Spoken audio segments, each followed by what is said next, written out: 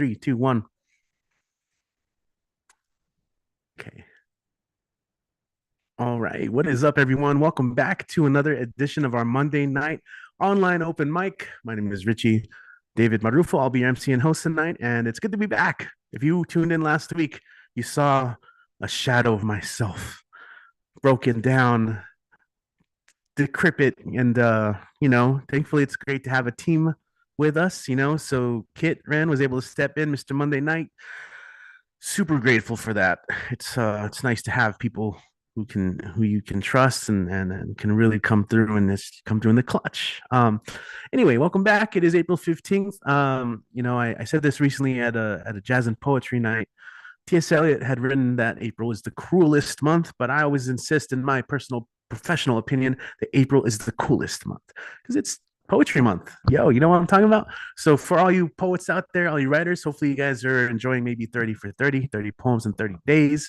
Don't stress yourself out. Do what you can, catch up. It doesn't, maybe sometimes you might not be able to do it in a day, but follow up the next day. So hopefully you guys are enjoying that.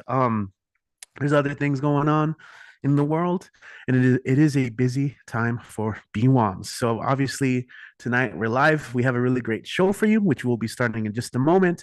But now that I'm here, I'm feeling way better, and I'm gonna do some announcements, a little bit of housekeeping, a little bit of letting you guys know what's going on.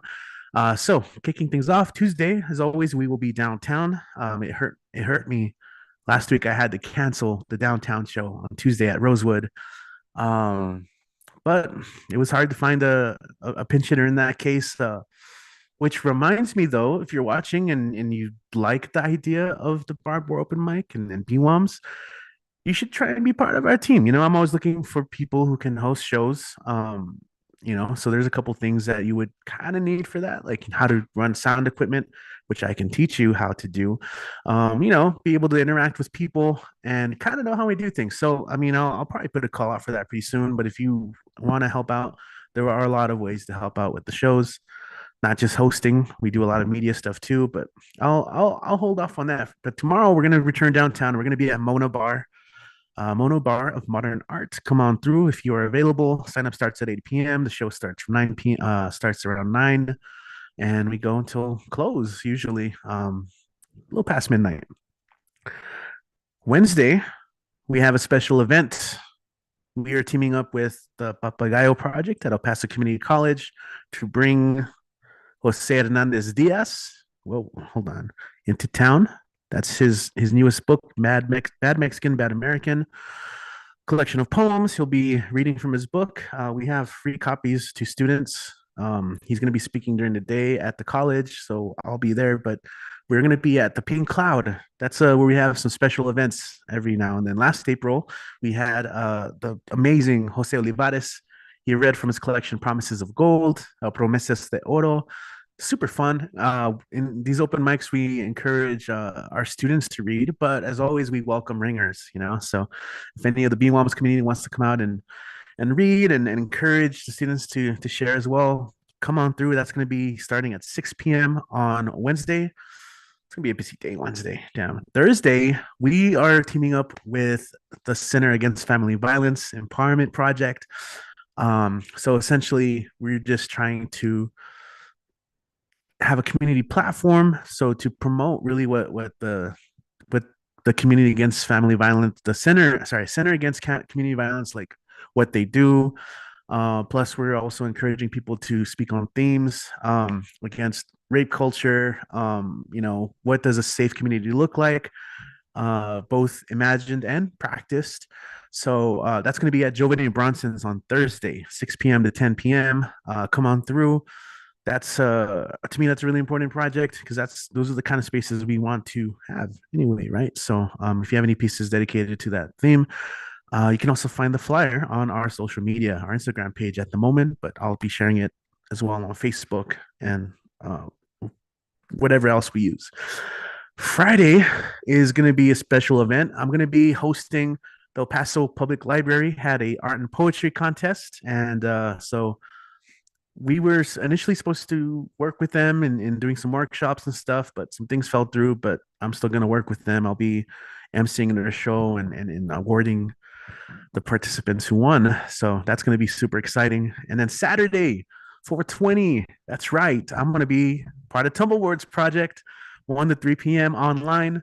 Um, I got some cool stuff that I wanna read and have us write over. And that's it for. I mean, that's Tumblewards. You always hear about Tumblewards.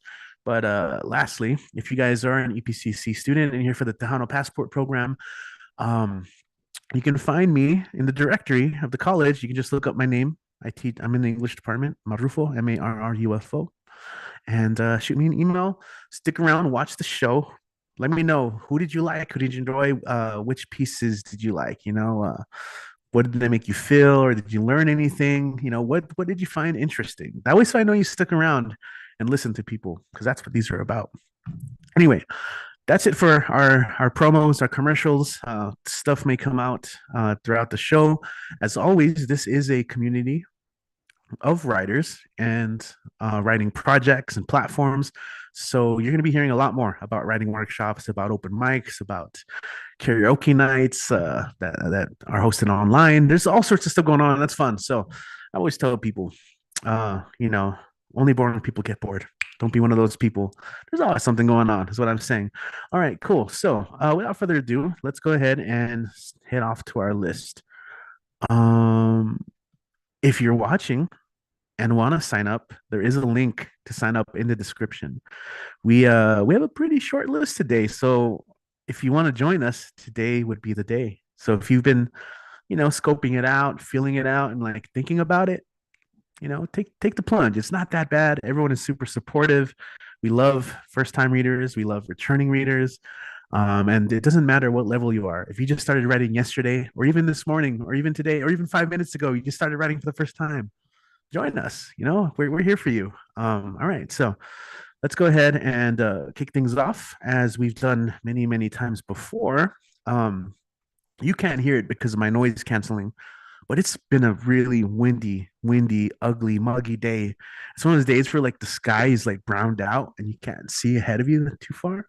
And it might not be the useful application, but if I had a lighthouse, I might be able to make my way through traffic successfully. And so we're gonna kick things off with our very own lighthouse. That was my way of segueing into that. So let's go ahead. Let's go ahead and Very welcome special one. from Denver. That's right, Mike Sindler. Take it away, my friend. Happy Monday. Okay. Yeah, it's actually really windy up here too. It's crazy. But yeah, we'll go ahead. This is all you people out there in YouTube land.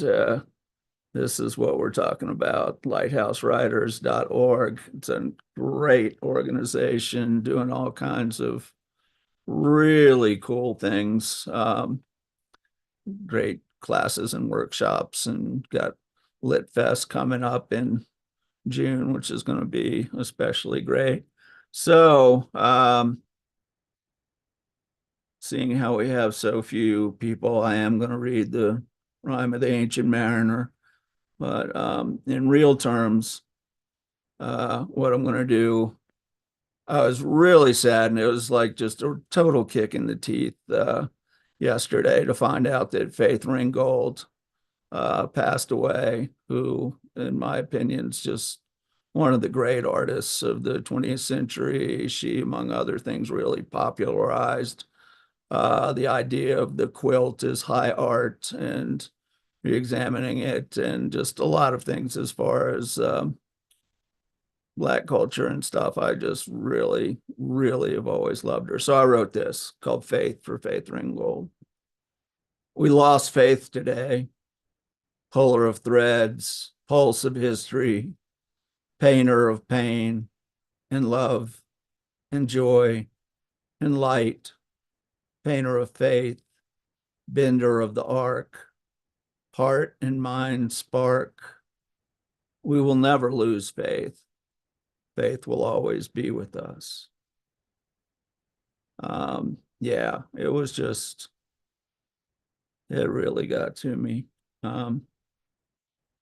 So I'll go from there to this one that's about a place that was special to me back in the early 90s called Kala Kala.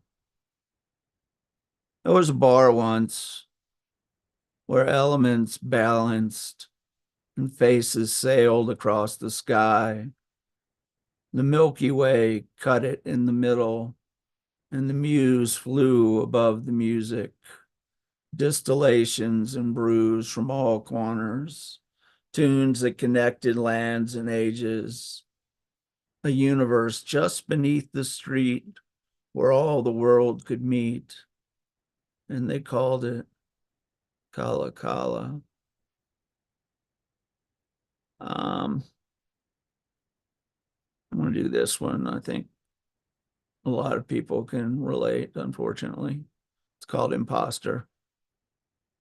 My imposter syndrome feels like an imposter. It thinks other syndromes are so much better. It doesn't know how it got called into action or what part it's to play in this momentary mess. It's sure deep inside it isn't anywhere near ready. Those other phobias are so much cooler, so much stronger and flashier. It isn't even sure it deserves to be a syndrome at all. I'd almost feel sorry for it if it wasn't pulling the door shut while I'm trying to get in. Okay.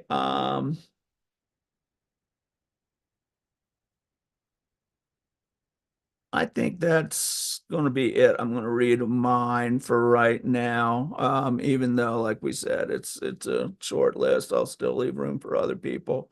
I am going to do three uh, poems for National Poetry Month, because we should. All the poems I wrote, I'm counting towards my 30-30, and so that being said, I put on the hat. This first poem is by Naoshi Koriyama. And for anybody who knows him, this is usually the poem because it's just like that. It's called A Loaf of Poetry. You mix the dough of experience with the yeast of inspiration and knead it well with love and pound it with all your might, and then leave it until it puffs out big with its own inner force, and then knead it again and shape it into a round form and bake it in the oven of your heart.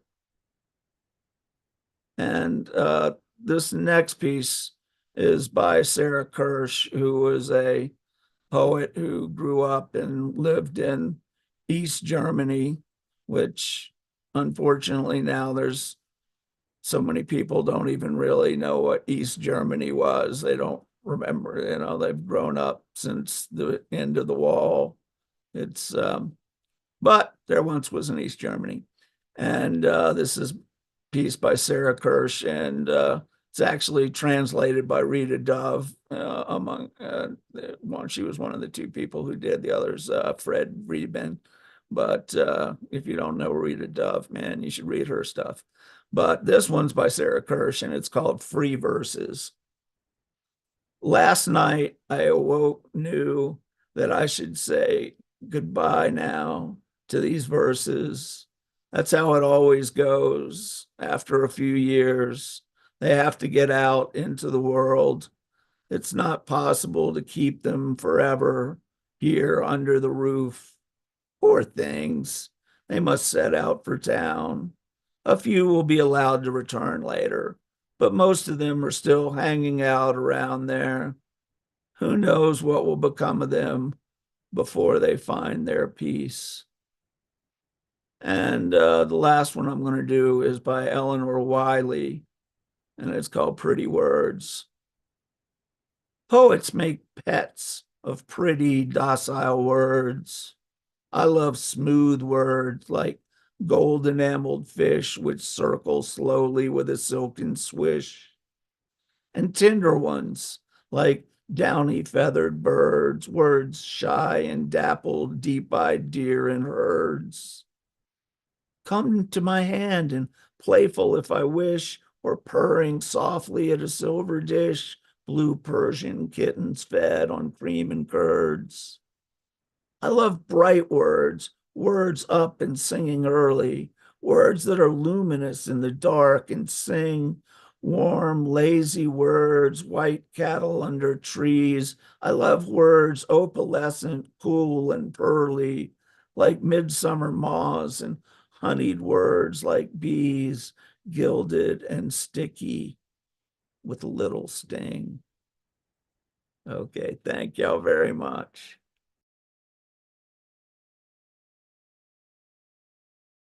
Awesome. Thank you as always, Mike. Appreciate that. I was, as always, much appreciated for the original pieces, the covers. And again, the cover poem is something that we do here. And we heavily encourage it, because sometimes it's looked down upon or people don't understand it.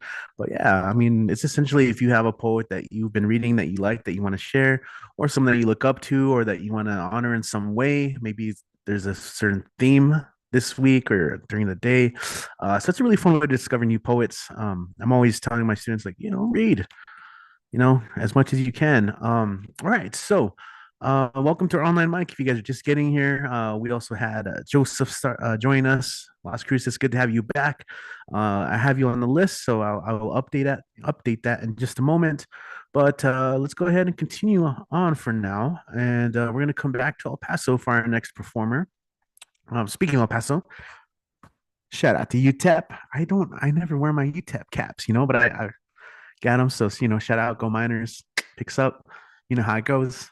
So we're going to go ahead and visit the amazing, wonderful poet laureate of Tumble Words. She not only graces our online mics, but our in-person open mics. And it's so fun to get to see people experience her work. So without further ado, let's go and welcome Robin Schofield to the mic. What's up, Robin? Hey, Richie. Hey, Hey. everybody. Happy Monday. I'm going to read something old tonight because it's in conversation with something newer. I'm going to read out of my book called Sunflower Cantos. It was published in 2012, about 10 years after I wrote it. That's when I found Maria at Mouthfeel Press. So this one is about Cantalily.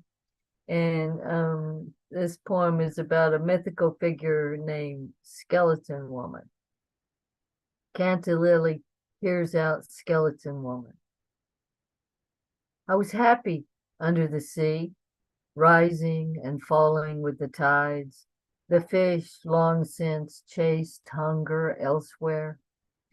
Nightmares of falling from the cliff faded, though memories of the manic mother flashed now and again. All was dark in the gentle inlet, the quiet breath of waves. Then came the hook. It jerked me out of complacency, whereas I had not moved, nor even missed movement of flesh. All of a sudden, I was roused. Up through dark green water where I had rested, like pearls on velvet, I came. I liked sinking my teeth into his hook. Such a long time since I gave a thought to eating, and now this fierce longing, biting memory of hunger, come back with full measure of pleasure and pain. I could no longer rest in the dark. I got on top of the water, thanks to his strength and what I took for desire. And wasn't I grinning? The last time I saw my face in a mirror of ice, I was young and beautiful. That's how I thought of myself. But he did not appreciate my aspect, for instead of hauling me in and taking me in his arms as I naturally expected, he rode away for all he was worth. Oh, I thought, maybe he's bringing me to shore first for a rescue. Right before I got there, his boat already beached, he heaved up an axe and cut the line. I sank back, staring madly. The last vision I had, besides his ocean blue eyes full of resolution, was of the scarred and terrible skull where my face should have been. The years underwater had not been so kind after all. I would like to have faded back into my dreamless sleep, but I found I cannot. I am still attached to his line, for good or ill. Now he lives in a house in the forest where he hunts the elk, and his woman of real flesh, no less, scrounges for herbs, and he won't give me the time of day. I ask you, is it fair? I know I am a tangle of bones in an abandoned house of ice, but I didn't ask to be caught. He neither knows me now nor remembers that day he went fishing to provide for his tribe.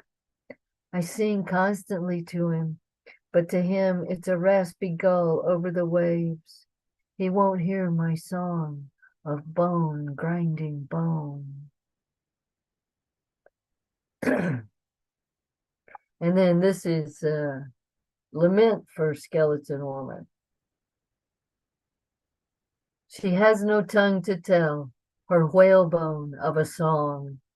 She grins in spite of pain, bare bone on top of bone. The puzzle that she is to fishermen lacking line. Some won't see her bones upon the snow. Some won't know she could get up and dance, given the cue. So those two poems from Sunflower Cantos. And then I want to read this one from the Narciso songs. Narciso meets Skeleton Woman. Oh, I see I have a typo. That's interesting. Her missing lips don't hang on her bones, a glyph to guide my ships toward sunlit ports. She will write such bones, secret to the sea. My tongue full of stones won't rise and tell. Here a singing beach, the reef wakes up, her limestone teeth beneath her question mark eyes. So that was a more recent one. And then for my cover poem, I'm going to read Ars Poetica by Cheswin Wash. Hope I can get through it. It's long. It was written in Berkeley in 1968, so that gives you some context. I have always aspired to a more spacious form that would be free from the claims of poetry or prose and would let us understand each other without exposing the author or reader to sublime agonies. In the very essence of poetry, there is something indecent. A thing is brought forth which we didn't know we had in us. So we blink our eyes as if a tiger had sprung out and stood in the light, lashing his tail. That's why poetry is rightly said to be dictated by a daimonian, though it's an exaggeration to maintain that he must be an angel. It's hard to guess where that pride of poets comes from, when so often they're put to shame by the disclosure of their frailty. What reasonable man would like to be a city of demons who behave as if they were at home, speak in many tongues, and who, not satisfied with stealing his lips or hand, work at changing his destiny for their convenience? It's true that what is morbid is highly valued today, and so you may think that I am only joking, or that I've devised just one more means of praising art with the help of irony. There was a time when only wise books were read, helping us to bear our pain and misery. This, after all, is not quite the same as leafing through 1,000 works fresh from psychiatric clinics. And yet the world is different from what it seems to be, and we are other than how we see ourselves in our ravings.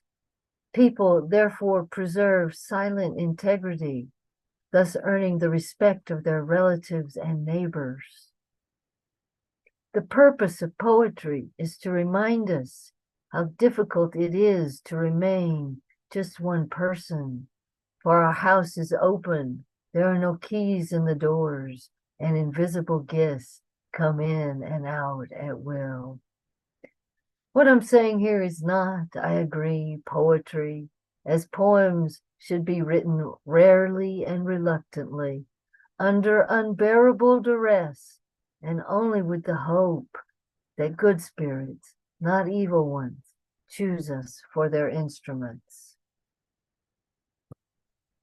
Thanks, everybody. Oh, yeah, and I'll be doing Tumble Words on April 27th. That'll be fun. It's called Let Us Metaphor. No, it's called Metaphors Be With Us. I'm sorry. I was like, no, you changed it. Yeah, I know. No, it's Metaphors Be With You. Yeah, I have two that are a little bit different besides the title. Sorry. Okay. No, that's awesome. I was like concerned, like, no, you changed it. The Catholic in me always wants to respond, and also with you. Right. Metaphors be with you and also with you. All right. So thank you, Robin. Go check out Tumble Words. Again, that's gonna close out the month. This Saturday, coming Saturday will be me, the 20th. Come through and check it out, get your feet wet, try it out for the first time, and then get addicted and come back to more Tumble Words, including Robin's the following week. Okay, so happy Monday, everyone. Welcome to our online mic. If you are just getting here, this is like any other open mic, except it's online. If you want to sign up and join us, we still have room on the list. We have a link in the description that you can click on, fill it out, and then join us on a Zoom call. Otherwise, just hang out with us in the live chat. If you're digging any lines, any metaphors, any imagery, let us know, because it's really a great way to get feedback from people. So we're going to go ahead and continue, and we're going to go from El Paso all the way up to the northeast part of the country and tune in with our main man in Maine who made it. He runs an open mic every first and third Monday called Cafe Generalissimo. And wait, is he still? Yes. Okay. So without further ado, it's time for Generalissimo, Brian Franco. Whenever you're ready, man, go and take it away. I don't know if Robin can hear me right now, but while she was reading, I could only see the underside of the rim of her hat, and it looked like there was a celestial navy blue wormhole floating around in her office, trying to trying to steal Robin Schofield from the earth. Because I didn't see the top of your hat, so it just kind of looked very science fictiony. Okay, I'll just stop that right now. Okay, I have two newer poems. The first is called That Time a Lion Was Hanging Out in My Backyard. I think it's been raining for 24 hours at least. When I woke this morning, the wind was roaring, which is categorically worse than howling and more jarring than whistling. These oh so human-ish noises we assume to where I think might have existed before we existed. When there was just the giant blue-green swirly marble and its dusty mini-me floating in their places in space before all the flora rose from the soil and beneath the wild waters before the animals happened. And due to all the befores, we the people are just another after, which of course will transform to a future before. Not to say that we can't continue as both after and before, as long as we respect all the befores that came before us and understand that our status as both a before and an after is reliant on knowing that there is no such status as status quo, because time is replete with befores and afters and will always happen the way time has always happened. And then there's one more newer poem, which is called Category. Hold on. Is it not letting me bring it up? Hold on. There we go. Category 5 Thought Process. It's been such a long time since I wrote a poem that started as a song. It's been way too long since that has happened. It's been such a long time since I always walked around with a comp book and a pen so I could never lose a thought or sing them so loud my showers became hurricanes. It's been such a long time since I woke up wanting to keep my eyes open so I can exist in a dream that only exists in my sleeping subconscious. It's been such a long, long time since I've let myself believe a waking dream can come true. It's been such a long, long time since I believed in sunshine and blue skies, or rainbows, or pots of gold, or dreams coming true. It's been such a long, long time since I've tried to sing a poem because I either lost my voice or maybe it ran away from home. And whenever I try to sing, I need to scream, but all my words are silenced. It's been such a long, long time since I let myself scream or let myself sing because maybe I just misplaced my voice in a junk drawer. It's been such a long, long time since I woke and made my bed and not made a mess of my life instead. It's been such a long, long time since I fell asleep, not afraid of what I dream and not afraid of waking with my eyes wide open on a day when the clouds are gray and the sun is on vacay, but I must still make myself wake to exist another day. Thank you.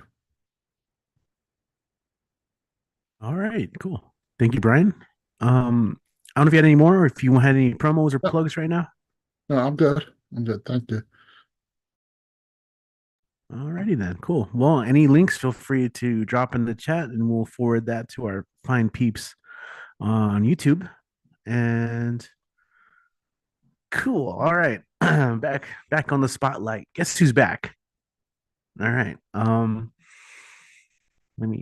closed the list by accident. Whoops. Let me Command Shift T. Learn that keyboard shortcut, folks. If you recently close a tab, Command Shift T, boom, brings it right back. Ha. All right, so we're gonna go ahead and continue with the online mic, and we're gonna go ahead and welcome someone who has doubled the laurels now. Uh, he well, I'll let him talk about it. But joining us from South Euclid, Ohio, with the Zoom account that is working, video and audio. Let's go ahead and welcome Doc Janning back to the mic. Hey. Thank you. For those who haven't heard, I am now a double laureate. I am not only the poet laureate of the city of South Euclid, Ohio, but I am also the poet laureate of Cuyahoga County, Ohio. So look out, world, I'm coming for you. My first poem tonight is titled, I Dream a World. I dream a world of love, a world where it doesn't matter who you love or how you love, but that you love is the mantra. A world of peace, of kindness and consideration. A world of no more war, no more borders, and no more religion. A world where all are equal, where there are no more divisions. A world of education and the arts, of poetry and music, of science and philosophy, and a bit of magic too. A world of dignity and respect. A world which itself is respected in all its aspects. A world where all life exists in the harmony of nature. A world where the wisdom of the ages, the wisdom of Gaia is. I dream a world.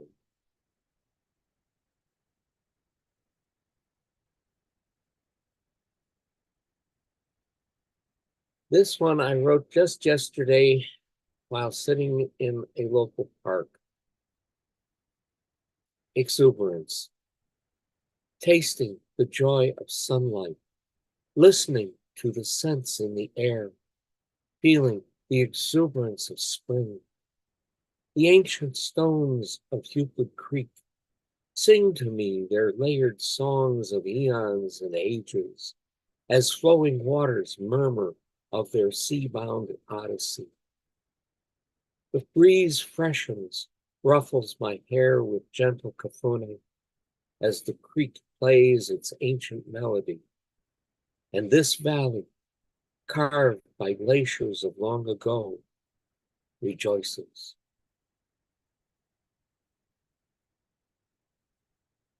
And now I'm going to take a departure from my usual and, well, you'll see. Its title is Coruscation, a fantasy. I am warmed by your presence, your nearness, our contact. The room becomes alight with the glow of you, of your face, of your smile. I hold you and stroke the velvet of your skin, the curve of your back, the sensuousness of you. You embrace me with a fierce love, a passion and strength I've not known before. You are Bhakti, come to a vibrant, voluptuous life. Your rounded softness, a delight to my eyes. I cup your fullness with trembling hands, and we kiss so deeply you would swallow me. Kalistitsos and kalipigos, enchant, enchain me, entice my lingual touch. Your lascivious scent intoxicates me, fills me to brimming, floods my senses. I lave every inch of you with sensual ardor and joyously savor your rhodomel flow. You return my joy, touch for touch, kiss for kiss with your divine magic. Your fingernails trace my spine, draw shivers of excitement, moans of pleasure and anticipation. We embrace, gently entwine, and robe each other in carnal coruscation, and we soar on wings of passion into the nirvana of bliss. Thank you.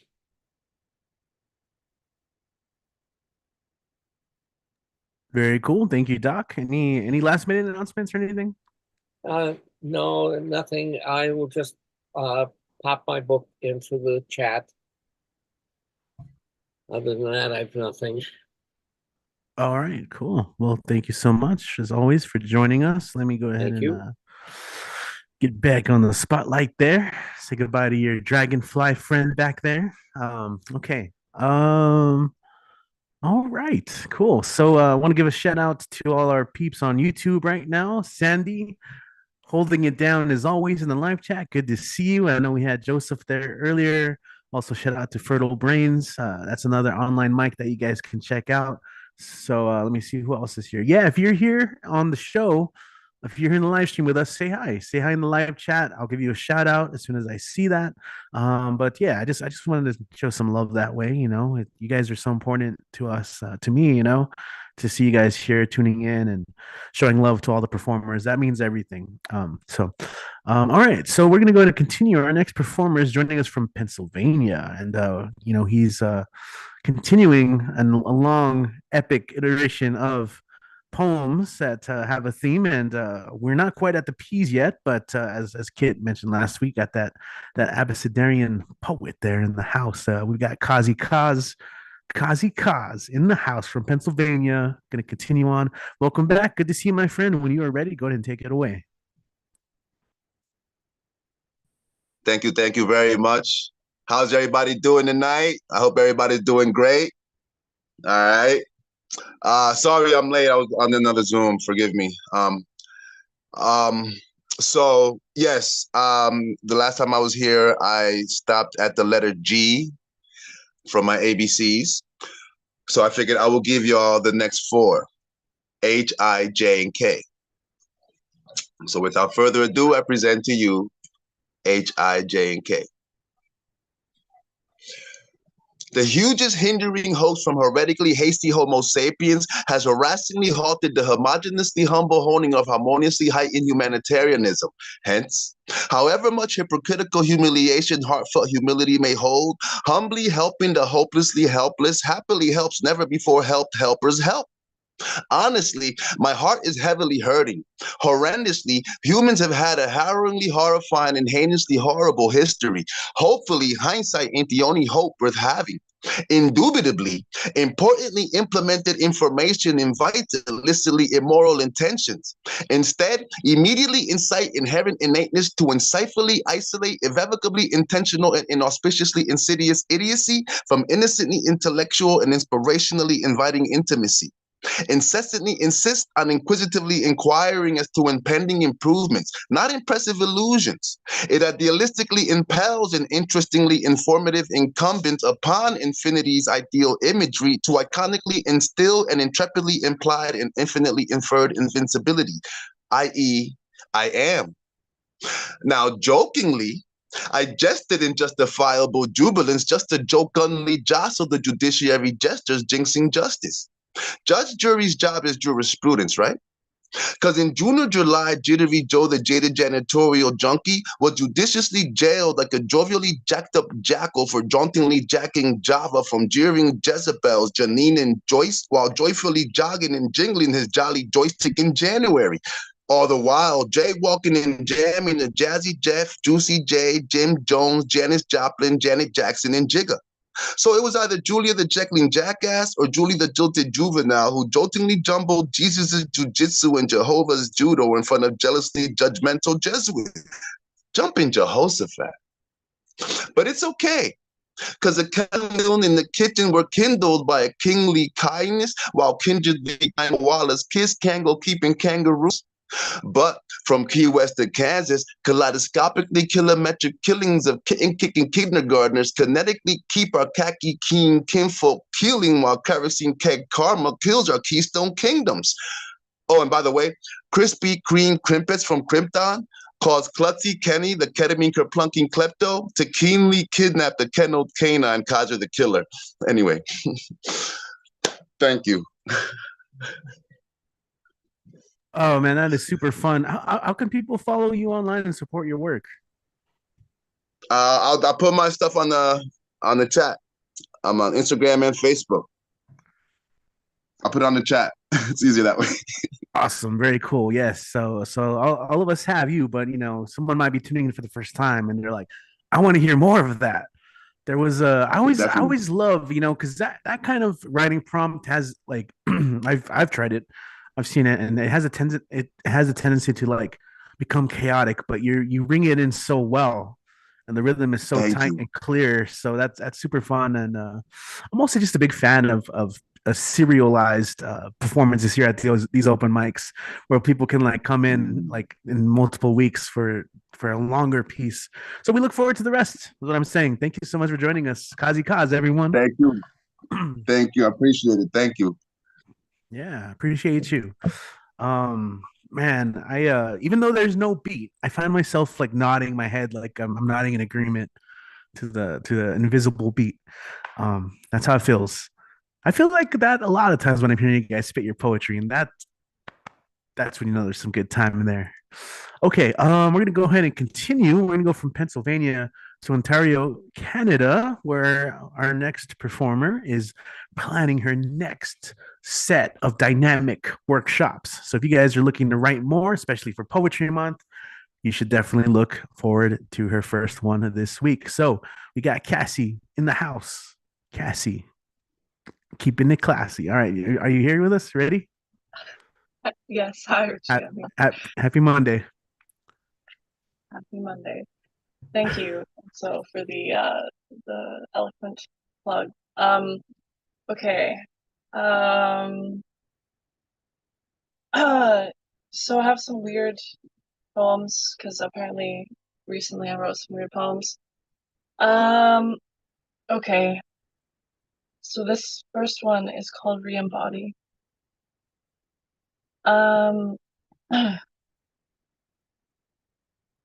1.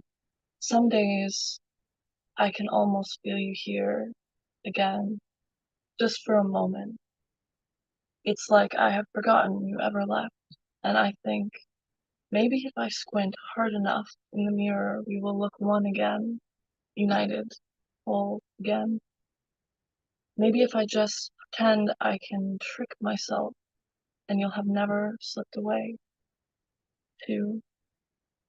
Some days, no matter how hard I try to remember your face's outline in my mind, I can't. I remember you existed, but you are more like an old folktale than a recent version of me that I can reach back into the back seat and pull forward. 3. Most days I would give anything to reach back and pull you forward, to draw you back into me, or at least to get to embody what it is like to be you again. Slip right back into you, wear you like a wetsuit, for re-embodying bravery. Yeah, so like I said, they're weird. Apparently, I wanted to re-embody my old self as a wetsuit, so there you have it. And then another sort of odd one is called Absorb. Your mind soaks up the scary things, the vibrant things, all the sticky things, retains them, so that you won't be surprised by life's dampness, so that you won't be blindsided by dangerous drippings, because you will have already sampled their tastes. Fibrous, synapse-saturated sponge that takes it all in and selectively wrings out sections of itself at night into your pillow. If you find yourself feeling soggy, heavy, in the late evening's glow, it might be time to put down a bed of towels, maybe a kiddie pool on a living room floor, and look for old notions, memories, philosophies that could use some wringing out. Okay, so like I said, my poems have been odd lately, but there you have it. I'm gonna read an older poem. I don't know if I've read this here before, but if I have, it was many months ago.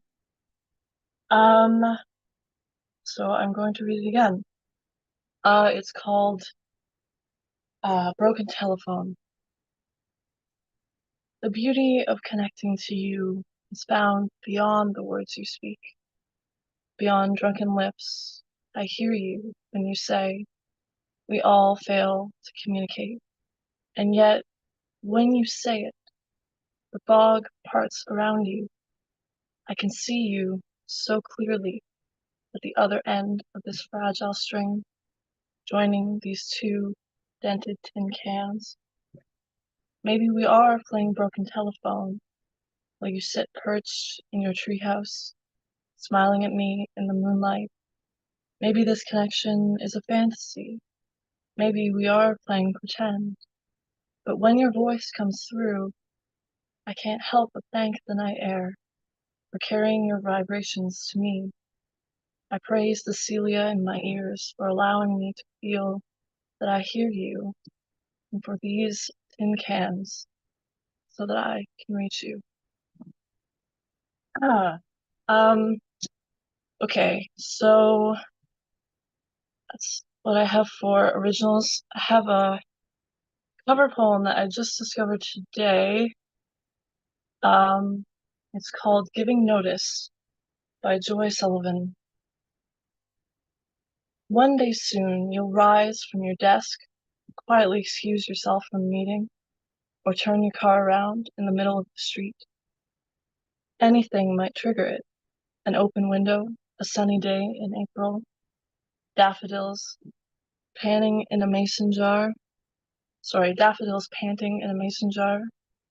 Call it madness, call it glorious disappearance, call it locomotion. Do what you should have done years ago. Let your body move out to pasture. Fill your calendar with nothing but sky. surrender to the woods, to cicadas and sap, beetles, to the moths, the color, memory, and dream. Wear dusk like an ancient cloak. Hurry, there is still time to creature, to pluck all the wild cloudberries and carry them home. Even now, you can hear coyotes crying at the canyon's edge. Find your first fang, grow back your hackles and howl. This was always your chorus, the mother tongue, a feral hymn you know by heart. Okay. So that's all I have for poetry. As Richie mentioned, I'm starting a new workshop series, generative poetry workshop series this week online, centering around the theme of connection to place. Going to be looking primarily at poetry that explores connection to place, both in terms of connecting to nature and natural environments, but also connecting to cities, or feeling sort of estranged or disconnected from cities. So that's the theme. If you're curious about it, I'll put the sign up form in the chat. It has more details about it if you want to take a look. But also you could follow me on Instagram at Relentless Intrigue for more info. All right, thank you, Richie. Yeah, no problem. Great set as always. Thanks for being part of this and part of our cool crew online. Yeah, Cassie, go check that out. Highly recommended. Hold on, let me get back on the spotlight there. All right, cool. I will personally vouch. The workshops are kind of fun. Come through, and write a little bit. Cassie puts a lot of work into looking for poems and getting some writing out of them, of how to curate the poems that she's curated. So I'm looking forward to this one. This time around, I do have to do an IOU because taxes and stuff got me this year. Let's move on. Let's move on. All right. So we're gonna go from one end of the border back to the south part of the border, right here on the U.S.-Mexico border, and tune into El Paso. I'm wearing my alma mater. He is as well. He stepped in heroically last Monday to fill in a pinch hit situation because I wasn't feeling great. He also was able to host our open mic this past Friday at Craft Rhythm and Brews. It was a really fun show as always. Ladies, gents, enemies, you already know what it is. Let's welcome Mr. Monday Night. Let's hear it for Kit Wren. Unmute to start speaking. Whatever you say, Mr. Computer. Hello. Hi, everyone. Yes, another great and an unending chain of great Monday nights. Thanks to everyone who came before me. Gonna read some things that aren't quite done yet, because I can do that if I want to. But I do want to highlight, since Richie's reading, there's a couple of old ones. Where'd it go?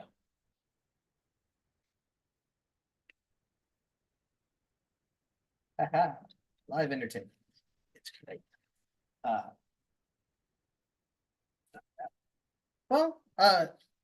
Since Richie's doing Tumbleworks, I decided to pull out something when he hosted Tumbleworks last year to try and see what it looks like again. But so this is from last year's Tumbleworks that Richie hosted. When you met him, you stopped dreaming. Whether you had good or bad dreams, they stopped. He had ionized your reality, shocked you into restfulness. Some people resented this. They could no longer sleep without something happening, and so they called him Mike the Dream Killer. Mike the Dream Killer was too full of joy to notice the moods around him. He never cared if it was personal. This was true in the courtroom, too. Mike got a man off for breaking and entering a car. It was Mike's car. When the verdict was read, Mike said, "This is pro bono as long as you give me back my laptop. I need that." In Asylum Court, where villains meet and wax their mustaches, Mike made everyone shave and say sorry. One or two of them even meant it. Now he has a job deep in the halls of a busy white shoe firm. He takes calls in the bar toilet and yells at his office mates about the New Day and CM Punk and the dimensions of the Enterprise D. Nobody is sure what he does, but they have never reported better sleep in their lives. That one. Oh, here it is. It's behind you. And from a different workshop Richie's done in the past with Tumblewords. He just gave us a title and watched us go. And this one was Revenge of the Piñatas. You know, it doesn't have to be your birthday to buy a piñata. You could just buy one whenever you want. Where are they checking IDs now? A trend was born from this idle conversation. And so, a symbol of childhood joy slowly transmutated into one of adult rage. Maybe this is what they objected to. Buzz Lightyear was out. The mayor, or certain county judges, were in. Plastic bottles of Fireball hit the ground instead of Tootsie Rolls. An artist with a loose moral code and unparalleled achievement in papier-mâché, specialized in ex-wives. We know from all the movies that scientists should not play God. We have forgotten to make it clear that the artists should not be devils. And I'll do two covers real quick, just some things that are on my mind. I'll do, this first one is from personal favorite of mine. This is Verse de Société by Philip Larkin. My wife and I have asked a crowd of craps to come and waste their time in ours. Perhaps you'd care to join us. In a pig's arse, friend. Day comes to an end. The gas fire breathes. The trees are darkly swayed. And so, dear Warlock Williams, I'm afraid. Funny how hard it is to be alone. I could spend half my evenings if I wanted holding a glass of washing sherry, canted over to catch the drivel of some bitch who's read nothing but witch. Just think of all the spare time that has flown straight into nothingness by being filled with forks and faces, rather than repaid under a lamp, hearing the noise of wind, and looking out to see the moon thinned to an air-sharpened blade. A life. And yet how sternly it's instilled all solitude is selfish. No one now believes the hermit with his gown and dish talking to God, who's gone too. The big wish is to have people nice to you, which means doing it back somehow. Virtue is social. Are then these routines playing at goodness, like going to church, something that bores us, something we don't do well? Asking that ass about his fool research, but try to feel, because however crudely, it shows us what should be. Too subtle, that. Too decent, too. Oh, hell, only the young can be alone freely. Time is shorter now for company, and sitting by a lamp more often brings not peace, but other things. Beyond the light stand failure and remorse, whispering, dear Warlock Williams, why, of course.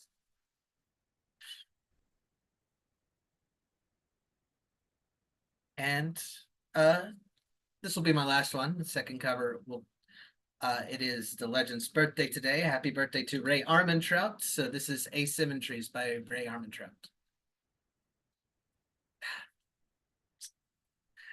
I'm thinking about you, and you're humming while cutting a piece of wood. I'm positive you aren't thinking about me, which is fine. as long as you aren't thinking about yourself. I know and love the way you inhabit this house and the occasions we mutually create. But I don't know the man you picture when you see yourself walking around the world inside your head, and I'm jealous of the attention you pay that person whom I suspect of being devious.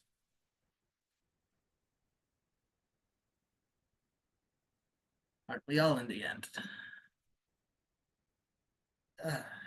But you can follow me on Instagram at KitRenaway, Blue Sky at the same handle, Facebook at my name, it's right there, right there, and of course the Tumblewords Project on Facebook. And there's a dead Instagram that's connected to Tumblewords. Don't bother with that. It's a zombie account. I don't know who runs it. I sent a message, it hasn't gotten read. It's harmless, but it's weird. Just follow my personal account for more stuff about the Tumblewords Project and our great schedule. As I mentioned, Richie's going to be hosting in April, and Robin Schofield, as she mentioned, is going to be hosting. Richie's going to be hosting this Saturday, and then the Saturday after that will be Robin's turn with Metaphors Be With You. And that is all I have as far as upcoming events. So I just want to thank any students who were with us on Wednesday for our live version of Tumblewords. Live Tumblewords, kind of like saying acoustic guitar. They used to just be a guitar, but times change and we change with them. But I want to thank all the students who came and participated and challenged themselves and were brave, and probably feel a little braver every day forward now. And we're gonna hand the talking stick back to Richie now. Here you go. Right on, for sure. Thank you, Kit. And for those of you that attend the online mic and Tumblewords, I think this is a really fun format. Like, reading the pieces of someone who's about to host that upcoming Saturday. So for those of you watching, you want to get your writing on, a generative writing workshop like Tumblewords is a really great place to just like throw yourself into it, right? It's one of those just you're gonna do it. That's it. That's all it is. So I want to say one more thing about that, but everything just left my mind, like the wind. It went with the wind. Yeah, hope to see you guys on Saturday, 1 to 3 p.m. online. Gonna look out for the link. You can ask Kit or even myself. I may do a QR code or like a link so people can like sign up ahead of time, just so we can get an idea of who to expect. And also, so sometimes I bring new people in who aren't familiar with Tumblewords, so sometimes they have to like understand like the process. Yo, oh, what? Ed, is that you? Did you mean to unmute?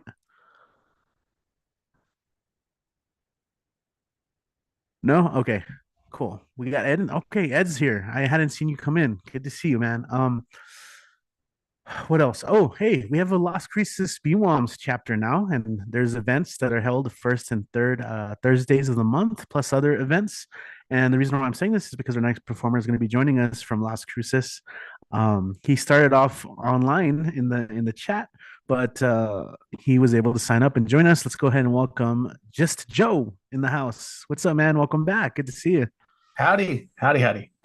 Yep, I'm stuck up here in Las Cruces still. Yeah, and I'm glad you guys are doing the Las Cruces gig. I'm going to try to sneak over there. Okay, so my first poem will be a cover poem, and it's kind of long. It's David Kirby's House of Blue Light. And then I'll just do one more short poem. This poem impressed me. It meanders all over the place, and I never get the sense that he's losing control. So I'll try to give it a good read. Little Richard comes on the TV at Gold's Gym. And the first thing that happens is I burst into tears. And the second thing is I think to myself, I couldn't sing this music, but if I could, I wouldn't accept a smidgen of public acclaim, not one iota. Rather, I'd be like 19th century French historian Fustel de Coulanges entering a lecture hall to the applause of the students, saying, "Do not applaud. It is not I who speak, but history speaks through me." And as I distract myself from my sorrow with this thought, Pert Today Show host Katie Couric tries to cut Little Richard off, tries to get the camera on herself so she can go on with the program. So she waves the camera back and walks toward them to fill the lens and get away from Little Richard's hullabaloo, which is king-sized. He's saying, "Turn me up, turn me up." And then all the beautiful women say, "Woohoo!" And the women do say, "Woohoo!" And they are beautiful. That crone there, this 400-pounder, and then he says, and all the ugly old men say, "Uh-huh." And the men do say, "Uh-huh," and they are ugly. They're beasts. The stockbrokers in their power ties, and even the slim, almost girlish delivery boys are fat and hairy and proud to be that way, proud to be selfish and to take big craps. And I'm crying. And I'm not sure whether I'm one of the beautiful ones or the ugly. And when I tell Barbara about this later, she says, "It's an emotional time for you, what with Ian going away to college." And I see what she means. Because at least part of my Gold's Gym sorrow is due to the fact that tomorrow I'll say goodbye to this boy I've had a steak and egg breakfast with practically every Saturday morning of his life. And now he's going away, which he should. Though why Little Richard would trigger my tears, I have no idea.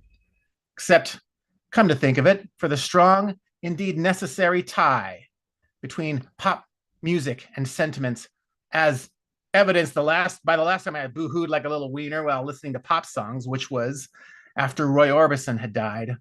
And as part of the tribute show, the DJ had played not only Roy Orbison singing Danny Boy, an Irish father's farewell to his only son when he goes off to fight in the foreign wars, but also the seldom heard reply, which is the song Danny Boy sings at his father's graveside when he comes back and finds that irony of ironies, while he has survived saber blow and cannon fire, old age, the surest of death's warriors has crept up on his dad and cut him down as lethally as any of the English king's artillerymen.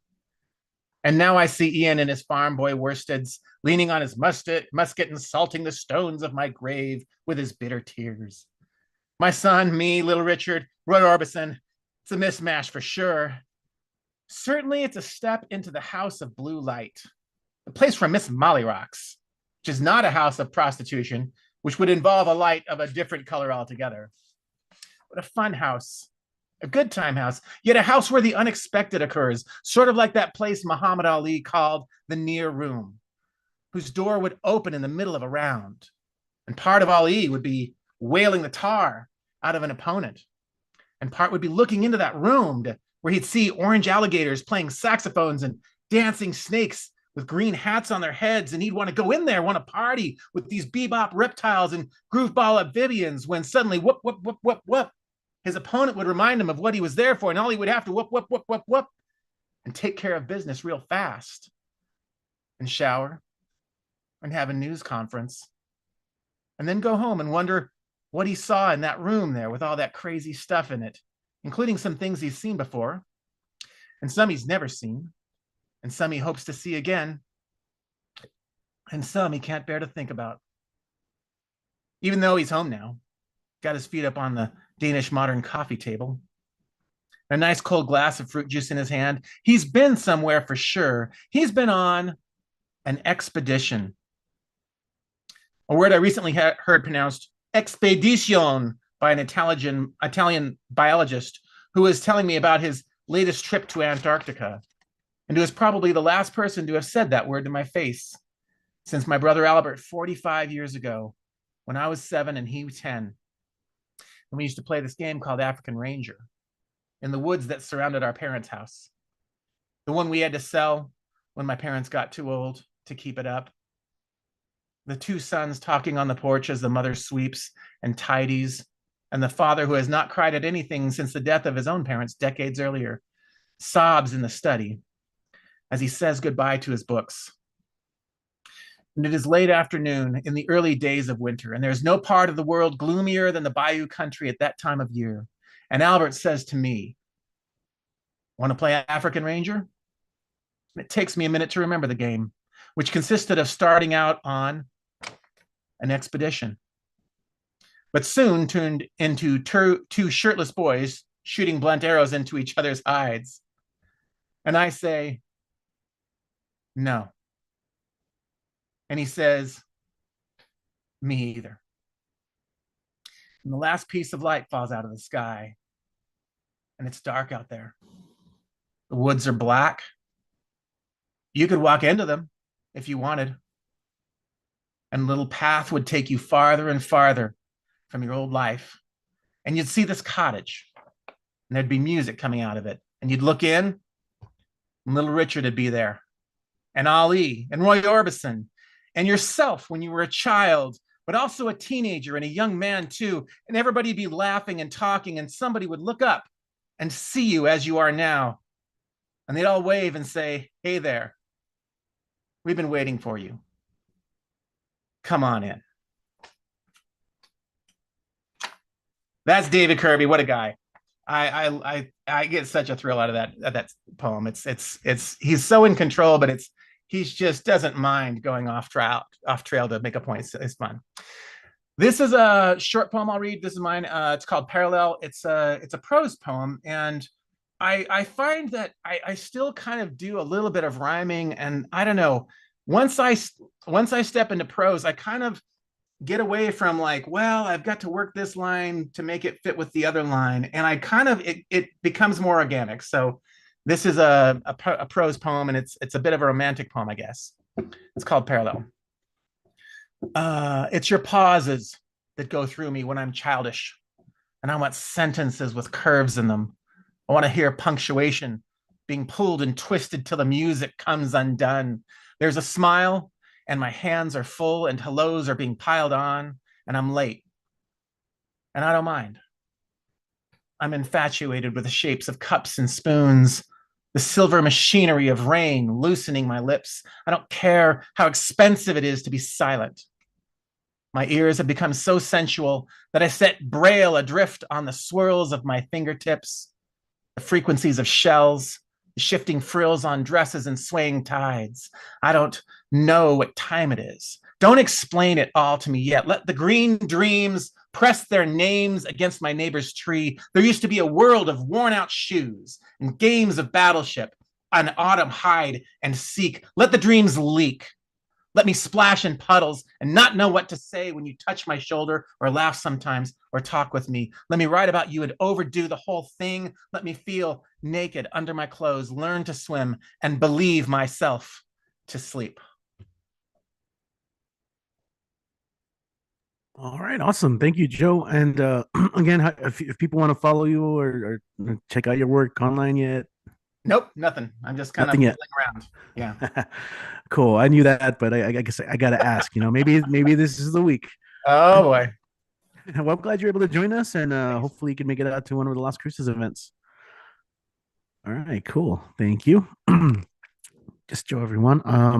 We got CP Mays in the house. What's up? Leave me a message if you want to join the list. I don't know if you saw my message, but we got a couple more peeps on here. In fact, we're gonna get international open here.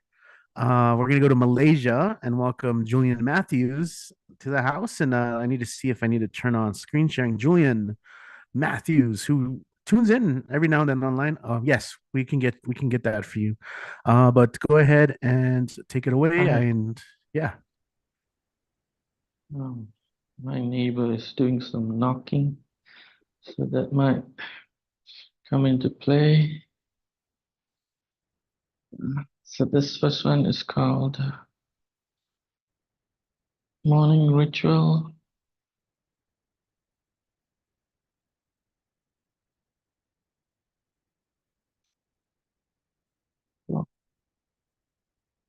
Morning Ritual. I'm fatigued, feral, fur-tongued. The air is febrile, palpable, viverine. The bouquet of soap, a welcome sweetness, unwinds my senses. I tear off night clothes soaked in the sweat of half-remembered dreams and gladly forgotten nightmares, stripped naked as if returning to Eden to be forgiven and made whole again. I stand before the glistening metal shaft, head bowed low, a genuflection almost, adjusting shower head as if it were a microphone, about to project in full Dolby volume my coming puppy dog yelp. There's this momentary prayerful pause, a supplication of sorts in this transparent confessional booth, as if awaiting priestly blessing for the unheard sins of last night and many glassy nights before. Count down slowly. 3, 2, 1, wait. Then try again, gripping chrome knob tensely. A resigned sigh releases like the long goodbye of a lost love. And then go. Turn it, and I'm hit. Fluid bullets fly, the warm bloom of hot, tiny tears strike like the cleansing cry of some invisible deity from above. Skin gives in, workhorse cells within fire up, mitochondrial membranes are lit. Permeable and lucid, my body is charged up, it's electric, kinetic, tainted, fresh, unwrinkles. The plume of juvenescence unfolds, a flowering glow returns me to youngness, the gloaming spell of nightfall is broken, and I feel energized, redeemed, human again, awake, taut and ready to crack open the day. And second one is called We Hear You, Poet. You don't have to shout to be made out. You don't have to scream to be seen. You don't have to yell because we all can tell you want to be heard, not feared, not thought of as weird. You cry to be understood, we know. Not wanting to be left out because you're moody, not be separated as the broody one from the flock, the woolly sock in the drawer that lost its pair and now languishes with the unused underwear. You are amazing as you are. We want to listen to you up close and closely, not retreat from your spitfire delivery just to avoid the spittle from afar, afraid to be collateral damage from all the clamor and cussing, but to be swaddled by your sacred, sublime profundity, just wanting to hear you the way a baby is comforted by a mother, the way a lover whispers to another in the park, the way passion lures you, the way the lover whispers to another in the dark, the way passion lures you in the park, the way a pet fawns and pearls curls up in the lap of your year, without fear or retribution, grateful for your incantations, making us feel blessed, seen, smart, tickling the ticker in our hearts. Thank you. All right, thank you, Julian. Any links or link tree? Let us know. Put that in the chat, and we'll try and transfer that over. Thanks for joining us. Awesome. I really do love that format, just getting to also see the text, and see how you do line breaks and use white space. So appreciate that as always. Cool. What's up? Welcome, Maddie. Welcome to the show. Good to have you here. Hey, let us know if you want to read yourself. Right now we're gonna go to Houston. We got CP Mays in the house joining us. What's up? Welcome. It's good to see you again, man. Go ahead and take it away when you are ready. Good to see you again, brother. It's always a pleasure to see you. Yeah, super. Always a pleasure to see you. I'm glad I'm on your email list. Here's a piece that was published in the Moonshine Review. It's kind of like this real prosy kind of short story. It's called Unpaid Sabbatical. The questions are always more beautiful than the answers. And yes, I do know why I'm here. I'm here because over there seems so cliche and overrated. I'm here because free room and board beats the monthly cash needed for skeletons in closets that never pay their rent on time. I'm here because sanity is a hopeless dream used to keep our market economies alive. As a matter of fact, Doc, I'm here because sometimes God isn't. Keep your over there's cliches and whatever on sale sanity is in vogue this month. Me, I know God's a coward. Why else would he keep letting his children fight wars just to kill themselves senselessly in his name?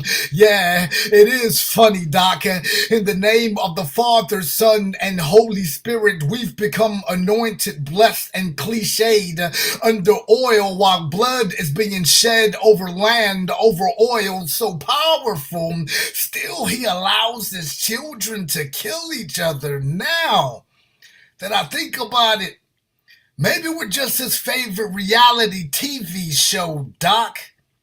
Tell me, do you think he watches us live on air or just catches up on us when the episode's during dead time? Hell, do you think we're headed to hell for the things we do or for the things we don't do? Come on, Doc, tell me. You keep upping my dosages on lithium to keep me balanced over my equations. You prescribe me pills and a potluck psychosis while you refuse to swallow your own pride and prejudices like someone just re-elected you as president. And yeah, this is quite funny, Doc. Stop asking me why I'm here. I'm here to turn you a prophet for being a pharmaceutical clinical prophet, am I not? Day 14. I woke up feeling sad today, feeling human, feeling fragile. It's been really hard for me to sleep at night. Chase dreams as if they're running from me in the daylight. Doc says it's not natural for me to stay up for days at a time yesterday. He told me a lot of artists are being diagnosed as bipolar. I only wish someone would diagnose me as being special, or the love of their life, or happy, or amen. Last week, I averaged 5 or 6 nightmares per night, and probably can be traced back to my enlistment in the Marines. And I'm so tired of feeling lonely, scared, different. Nurse Austin came in to give me my nighttime meds, and before I knew it, I assaulted her. I'm not sure why I did it. She's always been extremely nice to me. She's all petite with her posh porcelain skin. She doesn't think I can hear her flushing her bulimia down the toilet after one evening meal, but I do. She doesn't know why I did it, and neither do I. 1 white pill, 2 pink pills, a mouthful of apple juice, and before I knew it, me, my words, and my empathy were all on top of her. Staff says I insulted her this morning. She said she forgives me and understands why I stabbed her with a dream. It was the only sharp instrument I had access to. I just want to deep through the day and come so easy for everyone else. Week 3, 3:16 p.m. Hello, Dad. Are you there? Yes, son. How are you feeling today? Same old shit, just a different toilet. How's the AA steps going, Dad? You know how it is, son. It's the jobs idea. We either work for a living, work for our debts, or work for our deaths, right? Yeah. But you know me. Drink a beer before I go for it. It helps me swallow my pride, makes everyone else go down better. Well, I have my last eval today, Pops. They said they should be releasing me soon. Listen, son. Try not to. Hold on. Your mama wants to speak to you. Hello, mother? ¿Cómo estás? Muy bien. Y tú?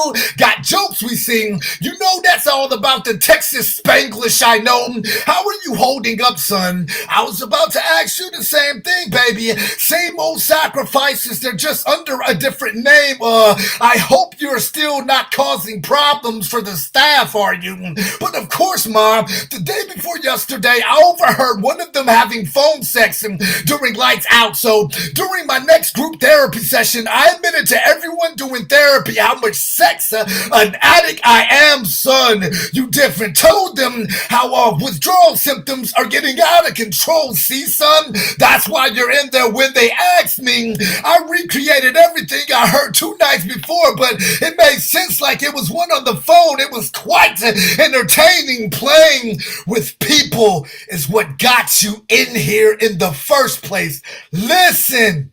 Coming out of the Marines, your dad and I both knew that hard nightmares were going to get worse, but that's no excuse, mister, for taking every chance you get to poke fun at The Walking Dead. I know, Mom. I'm sorry, but it's just so much fun. I can't do anything with you, can I? Here's your dad. I love you too, Mom. All right, son, we both know that there's nothing wrong with you, so do me a favor. Play just crazy enough to make them believe that you're sane. I will. You know I'm proud of you, right? Yeah, Pops, I know. I gotta get ready and go. All right, son, remember that I love you. We're almost done. I love you too, Pops, and please do not be a prick. Play just crazy enough to make them think they can let you out. Only if you promise me that we'll throw back 1 beer once you get out of AA. Last day 28, outpatient review. So, Doc, you know I still believe questions are always more beautiful than the answers. You're right. There's something different about me. I came here believing that I was invincible. I came here believing that I had the power to change the world. There was no dream too big to chase, but I've grown a lot since being committed here. You helped me work through my feelings and insecurities, taught me some of the best coping mechanisms for depression or finding positive outlets for your thoughts to be channeled through. Yeah, I know, Doc. Sometimes poetry won't cut it, and that's why I'm looking forward to picking up more productive hobbies, beneficial to the community, something more respected like shopping or gay bashing or lobbying for stricter border laws or retracing vote Trump shit Roe versus Wade while men can still get vasectomies but women can't get an abortion. Yeah, I did know the lot lived here, Doc. I find better about myself, you know, and I know when the time comes, there will always be a prescription refill, just a visit and phone call away. Well, knowing this is our last session, and we got to make sure that you keep your promise you made. Next week, me and you, Doc, we will discuss the fear of the masses having it all wrong.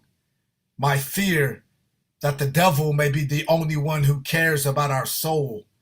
And if so, thanks for everything, Doc. Farewell and free will. So something experimental. Thank you. Whew. Oh boy, man, that energy. Yo. Thank you. Appreciate it. Thank you, man. And how can people check you out online and all that good stuff? Oh, IG and Facebook is just CP Mays. I am Poetry Global Network's host for Bottoms Up. It's a global open mic that's the 2nd and 4th Sundays of every month.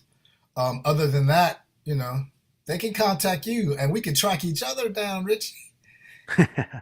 Perfect. I love that. Yeah. Thank you. CP Mays. Shout out to Poetry Global Network, Findel, Lacan, the whole crew. Yeah. Yeah. Thank you. How you guys doing? YouTube, how you doing? Let us know in the chat. You know, we got a couple more peeps. In fact, we're gonna go from Houston to Washington, D.C. because we got some jokes and poems. Next up, we have the one, the only Mr. Fantastic. It's Ed Poetastic. Take it away when you're ready. Happy Monday. All right, we're not getting sound. Can you hear me now? Yes. Great. Thank you. Happy Monday. I love everyone's wordplay each and every day. Thank you, Richie, for being such a wonderful host that we love the most, that deserves a toast. that never boast. Okay, my name is Ed Potasso, fantastic. Please in time you can join my rhyme file sublime. I got 10 flower jokes, 1 mini poem, and 3 short poems, so I won't take too much time. Okay, the first joke is, how did the flower pass its driving test? It rose to the occasion. What do you call a flower that runs on electricity? A power plant. Why do you call a clumsy flower a whoopsie daisy? What did the rose say to the bee? You're really hauling my leg. Why did the rose refuse to go to the party? It didn't want to get caught in a thorny situation. How did the flower win the race? It rose to the occasion. Why did the flower give candy to its date? It wanted to sweeten the occasion. What kind of flower grows on your face? Tulips. Why did the flower go to school? Because it wanted to be a blooming genius. And why did the flower always get good grades? Because it had a blossom of knowledge. And last but not least, what do you get when you cross a flower with a dog? A cauliflower. All right, hope everyone loved those jokes. My mini poem was a challenge from our wonderful, potastic, and creative Finn Bell to make a prose poem. So this is called The End Isn't the End. When you don't want it to end, then don't let it end, my friend, because I need to tell you again to make it a trend in order for you to comprehend. But it's not finished in who, where, how, and when, which is fluid in order to either transcend or descend, which can be solved by a bad pen. But let's not play pretend or play a game of it depends, because the end is the end, by no means of defense. But don't let the conclusion extend to a mediocre blend, whoever I can recommend, so I won't offend to attend of the events of beginning, middle, and end. But again, it's penned. If you need to befriend, but I can't ramble on over again, but I need to commend that a conclusion isn't necessarily the end. But let's defend that the end isn't the end. Thank you. This poem is called Back of Your Head. Back of your head. Is it a migraine or a headache? What is it, for God's sake? Do you feel sick or unwell? Are these ringing a bell? I think you're overthinking. This is why ideas keep shrinking. Maybe your inner struggles, digging larger tunnels. Maybe it's stress. Why not get some rest? Maybe it's pain, but remove those chains. Maybe it's confusion. It's okay to leave it undone. Maybe it's overspending. It's a case of overstepping. Maybe it's too much work, loving until you stop and hurt. Maybe it's an argument. Send flowers, they'll get the hint. Maybe it's allergies. God bless you if you sneeze. Maybe it's a midlife crisis. No, I only jokingly jest. Maybe it's a broken heart. I hope I missed the mark. Whatever it is, it will pass. Drama doesn't overly last. It's only in your head. You're alive. Don't play dead. And this other one is called Toss the Instructions. Please go as you flow. If you know, you know. Please be nice and glow. Don't be shallow or hollow. Listen to your gut. Help you out of the rut. Please no more give no fuck. You don't want to be a Peking duck. Please pick up the pieces. The pain might decreases. Please, you are not alone. You're not attachment to stones. Everything is a puzzle. Use your cognitive muscle. If it's hard, take a break. Don't stay perplexed or awake. It will come to you. Keep swimming in the blue. Please don't beat yourself up. You can save the dumpster trucks. Rome wasn't created in a day. Go stay or play to enjoy today. If it doesn't come, please don't beat a war drum. It takes a bit more time. Some things are worth the climb. And this other one is called Sea Drenched Reminder. I have been on the ship for a while. Being a sailor isn't my style. The salt water is going on my face while sharks start to chase. I did meet a mermaid once. Her voice packed a punch. She was beautiful. She was a beautiful pearl, the prettiest gem in the world. I gave her my deepest heart. She ripped it completely apart. My carcass is baking in the sun. The tides are saying you aren't done.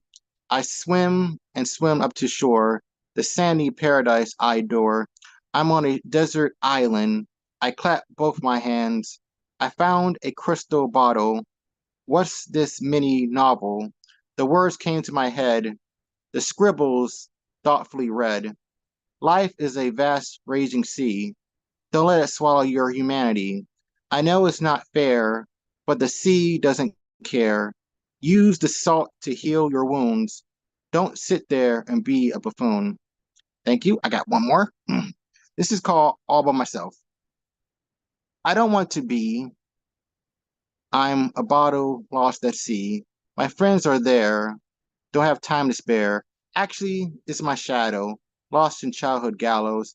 I never had a father. He didn't even bother. I used to be a special kid. I didn't know what I did. I did meet my best friend. We bump heads now and again. I had my ex-girlfriend. Her emotional baggage didn't end. Being alone isn't so bad. I'm not sad, but kind of glad. It made me solemnly reminisce. It gives me heart. It gives my heart and me common sense. I may be by myself and alone. Life isn't a boulder carved in stone. If you want a little virtuous advice, if you're alone, think once, but do twice. Thank you. Awesome, man. Appreciate you as always for coming through. How can we find people online, find and support you online? Sure, you can support me online while coming to this wonderful open mic that makes a one night so to delight in the wonderful protestic spotlight. All right, but if you follow me, please feel free. My Facebook is Eddie Foreman and my IG is Eddie Foreman 92. And remember, if the mic is right, I'll be there to shine my protestic insight. If you send me a request, we take yes. The answer is yes. All right. I hope everyone stay healthy, safe, and blessed. Never stop spewing the wonder words outside your chest. Never stop doing and being your best. And remember, you're more important than you ever know. Don't stop your glow. If you don't know, now you know. How I love this show. I love it, man. I love it. Thank you, Ed, for being here as always, for shining your spotlight and your brightness in our lives. A little bit of poetic synthesis, if you will. All right, so we're going to go ahead and continue. We had someone new join in on the scene, so let's go ahead and welcome to the show, Maddie Delmar. What is going on? Welcome, welcome. When you are ready, go ahead and take it away. Hi. Hey everybody. Hi, thanks for having me. I have a poem. It's called I Asked ChatGPT to tell me what's wrong with me and it calls me a sunflower. I ask AI to make me weightless and it responds with my face bathed in sun. Turn the seeds sprout-wise from my belly. Like I have good dirt, composed of compost heat. I lay in the sun and grow volunteer from memory. I ask the fist to recreate my closed eye visuals in MS Paint and it draws me naked under star screen. It calls my body summer. It calls my carpal tunnel camp. It dyes me drought yellow and I drop seeds from my face. I told ChatGPT about that shower where I laid my spine across the tiles, flattened myself to the earth and acted out a rain, a hungry, dry field. I asked my therapist if in different timelines we could have been friends. If in some other life Kismet makes us the best of brunch buddies. I ask my brother if he loves me for it, or despite it, or because of it. If this question itself is hereditary. I asked the man I love to lower his voice across the carpet like dawn one too many times till I horizoned. I asked Creator to make me a bird. The next time I weep, remind me of form. Take me by the pillow fight. Wash me in screensaver. What green of history gleans shame when it echoes grace, it echoes. Give me another chance. Let me change this great plane. I'd put back the buffalo if I could. I'd find all your missing girls. I'd walk backwards, ride the tricycle in the circus act. Google search comes up with WebMD results. All I ever asked was pain. All I've ever learned to question before this is when the next shoe drops. Chat GPT, filter out all my blood and paint me hello. How are you? My name is Maddie. I live here. I love the rain. Poem.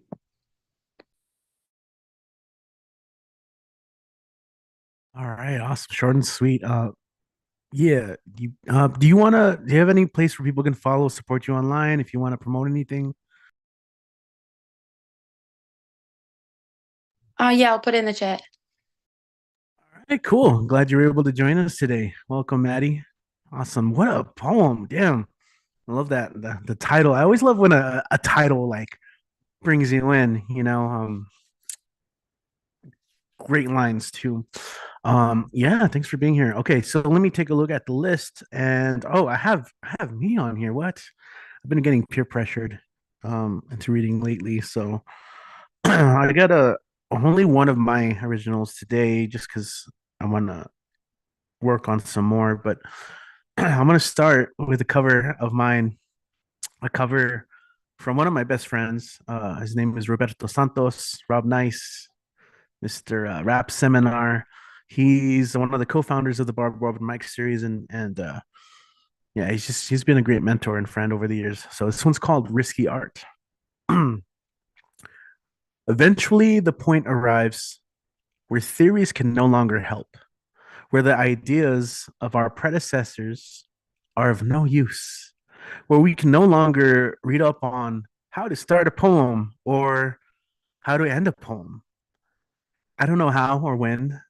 I know only how it feels to walk the tightrope without a safety net below. So that's Risky Art from Santos.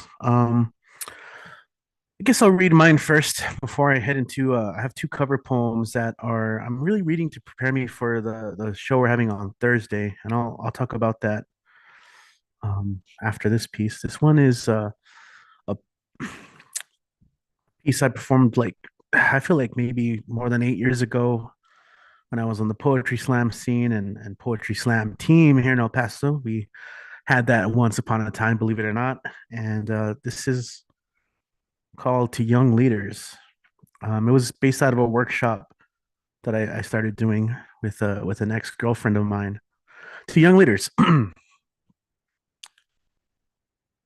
let your mind be a sponge to soak up endless stories and songs, because the future belongs to those who are curious and creative.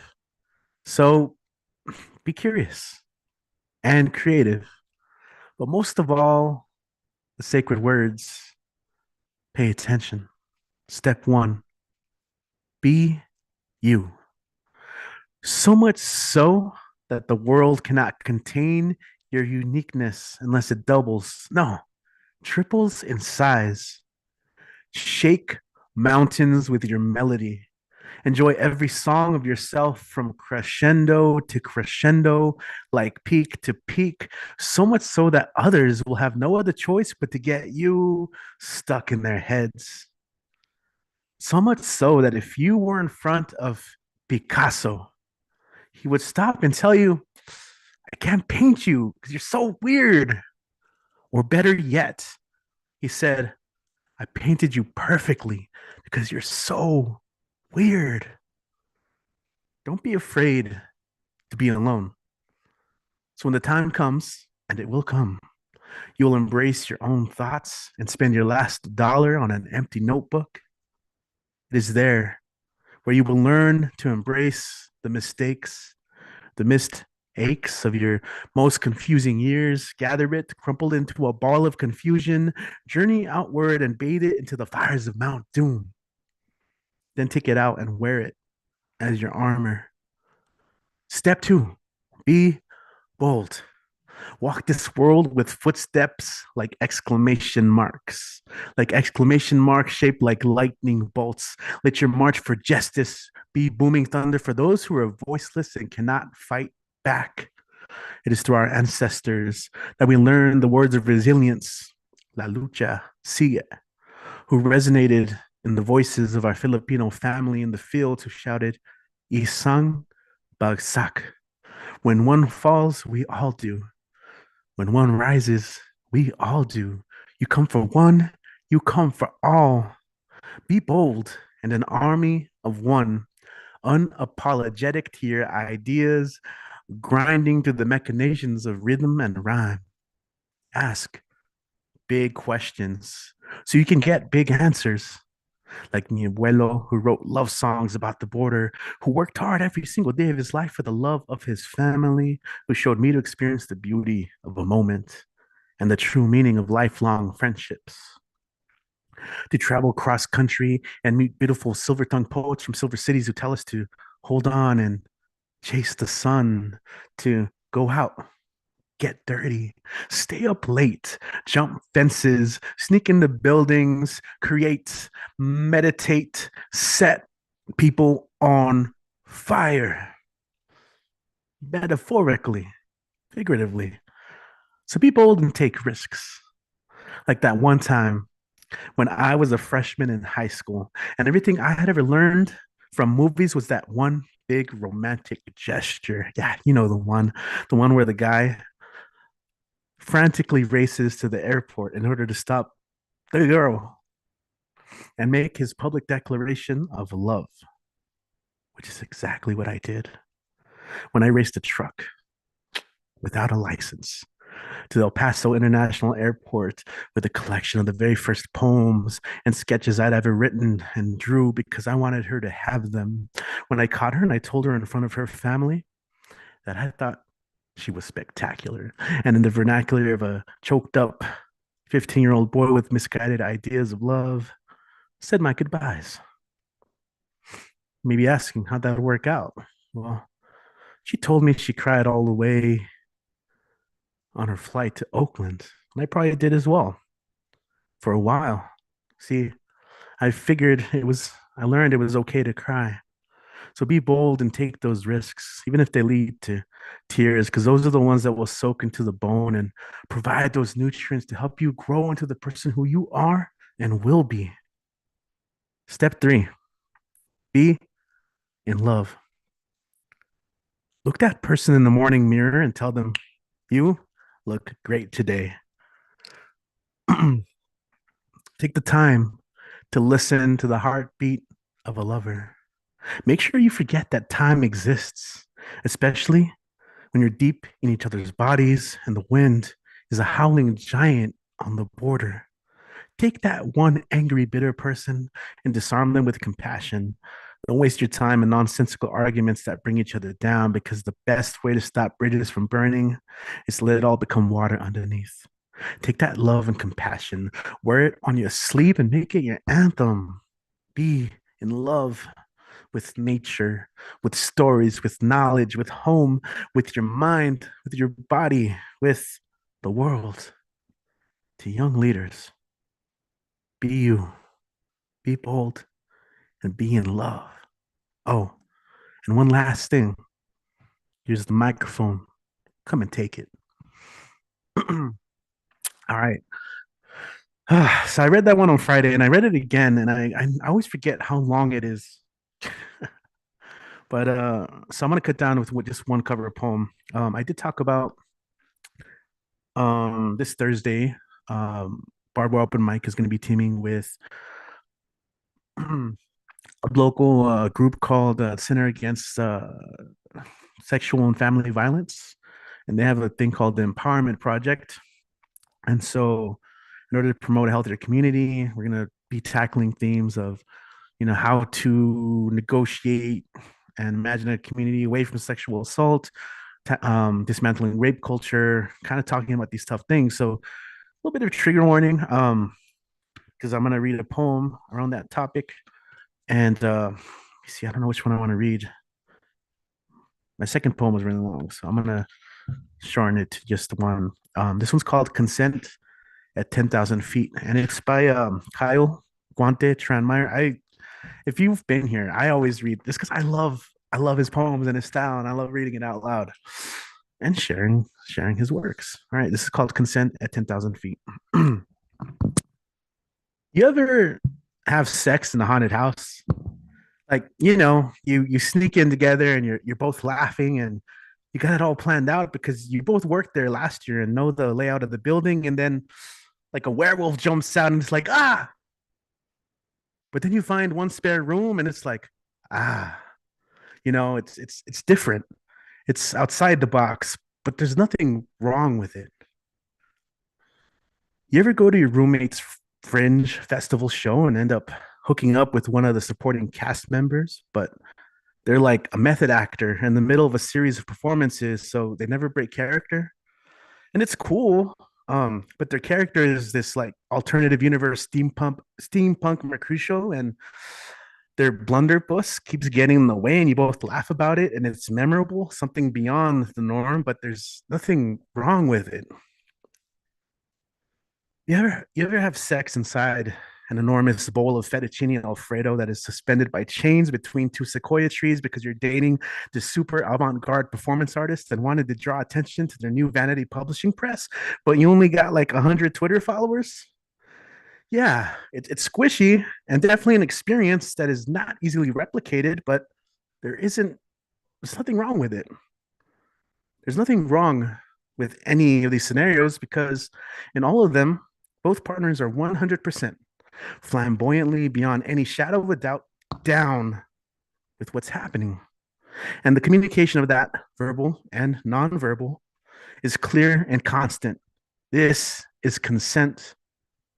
And wrong would be the absence of that in any context, for any reason.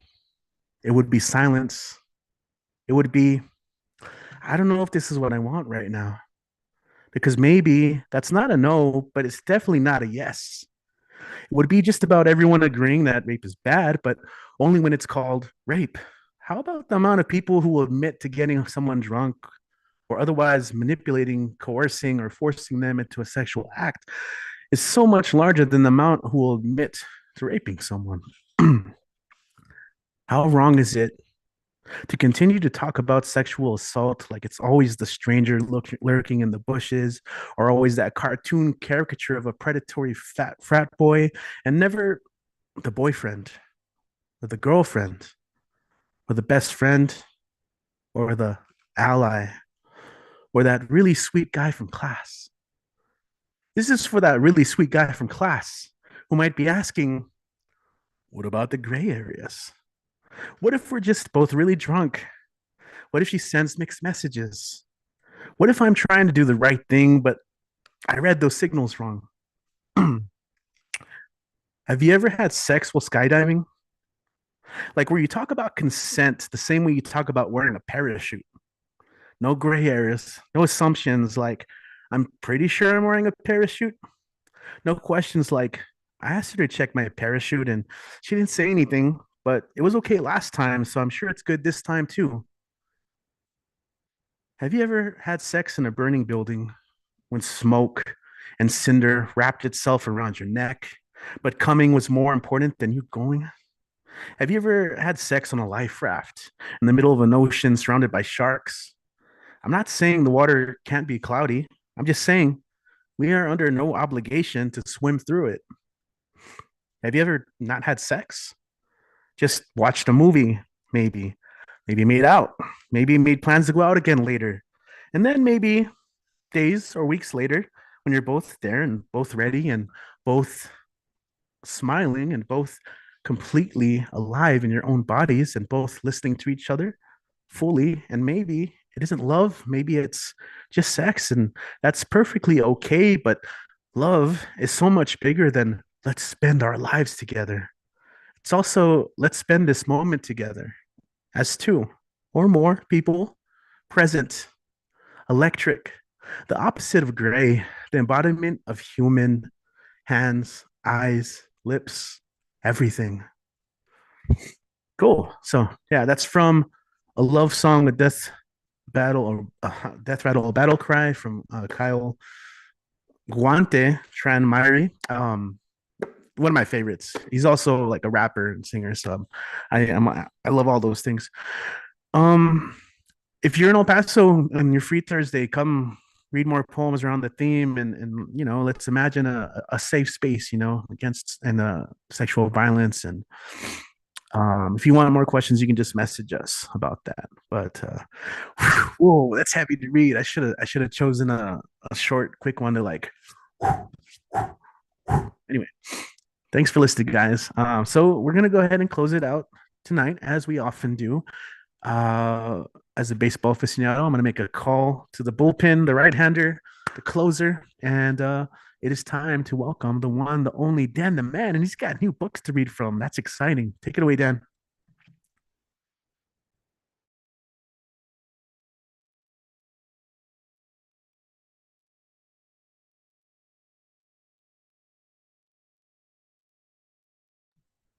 Oh wait, we're not getting any sound from you.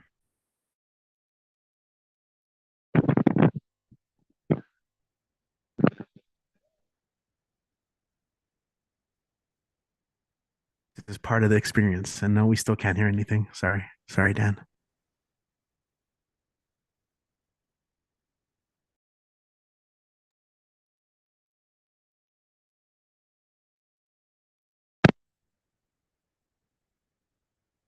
Now. It's not quite there. Hello? Hello? Hello? Hi. Hey. Can you hear me, Dan? Can you hear me? I can hear you. Can you hear me? Yeah, I hear you. Okay, this isn't a bit, guys. All right, go for it. Okay. As I was saying, the poetry book called Auden. Yeah. W.H. Auden. He's got a collectible of poetry that dated from, like saying, the 1976 and 1990, the estate of W.H. Auden. And yep, here it is. Auden of poetry. Okay.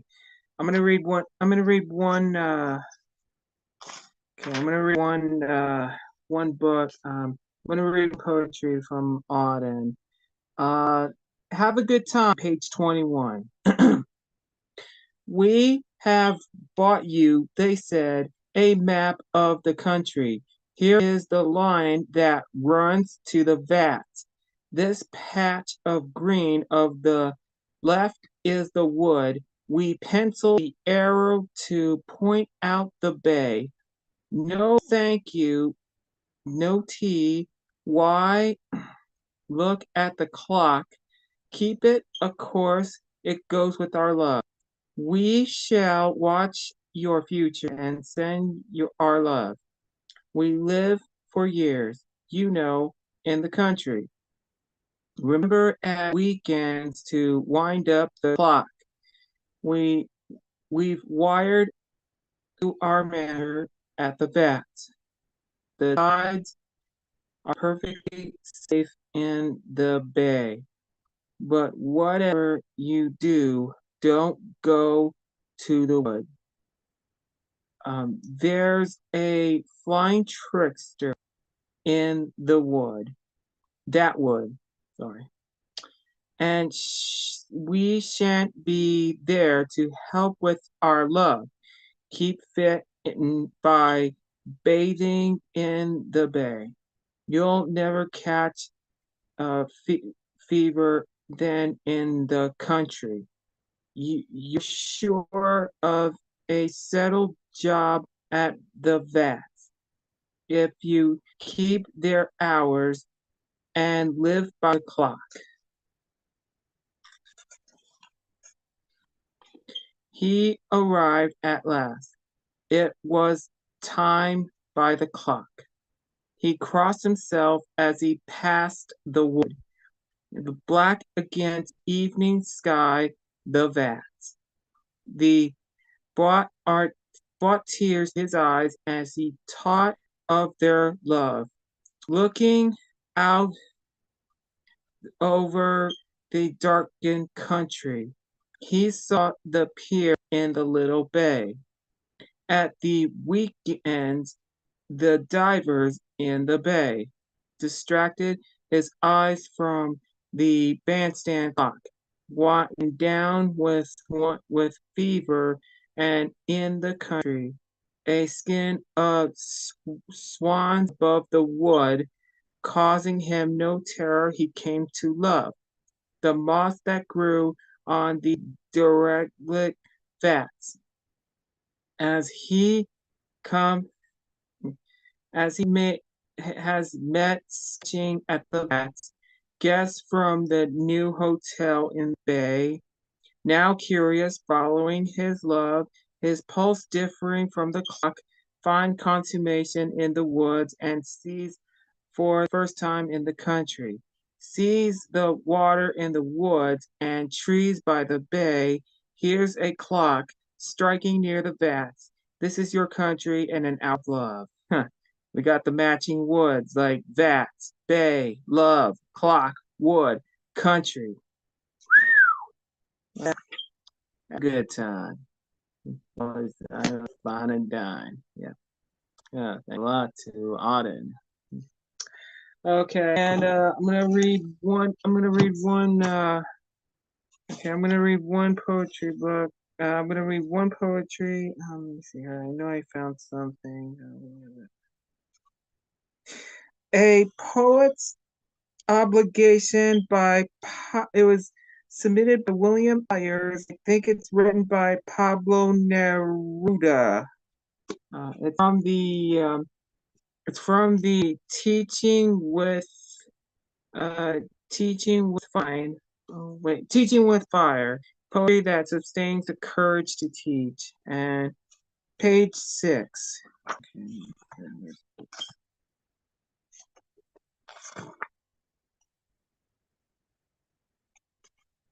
I'm sorry, page 7.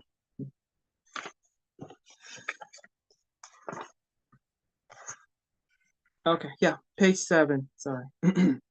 The poet obligation.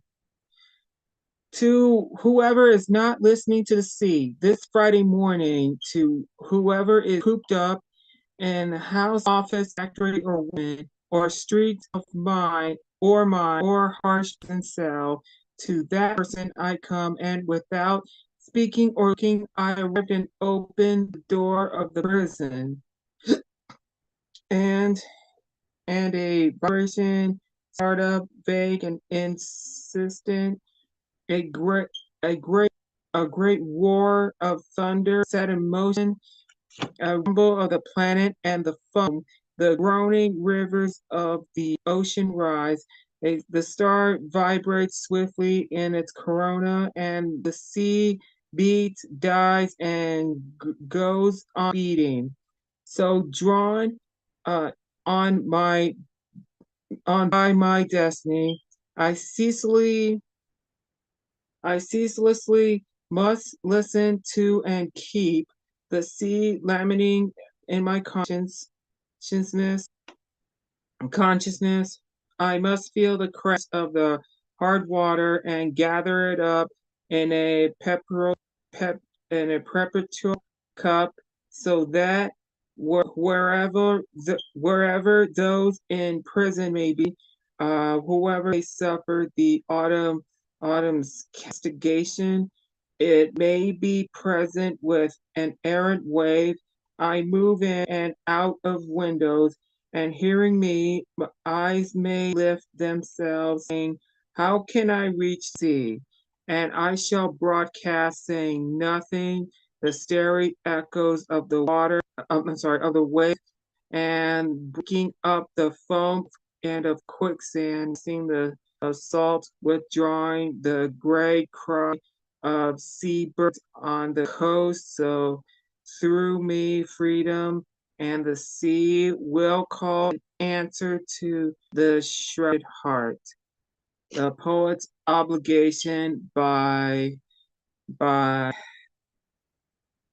Pablo Neruda. Yeah.